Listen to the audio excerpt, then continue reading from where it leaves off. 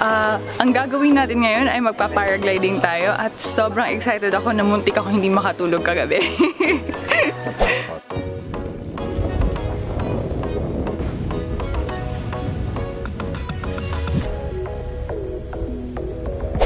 Grabe yung experience kasi nakadalawang lipad ako actually. Isa yung malaking paraglide, tapos yung isa naman yung mas maliit.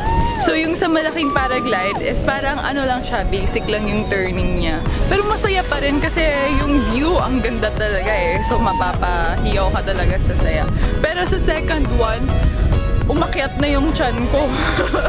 Yung kaluluwa ko rin nawala na kasi parang mas challenging pala talaga yung pag maliit yung parachute mo, yung paragliding mo.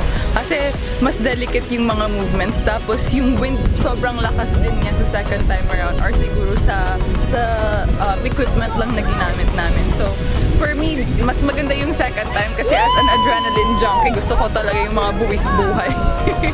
Buwis, pero I'm alive, guys. I successfully conquered paragliding for the first time. Thank you so much, Amazing Earth, for having this, for giving me this opportunity. Sobrang thankful ako sa inyo. Kaya sa mga kapuso nating on the go, tutukan nyo ang live stream ng ating programa sa official accounts ng GMA Network, pati na rin sa YouTube at Facebook. At mag-comment din kayo ha, sa ating mga kwentong amazing.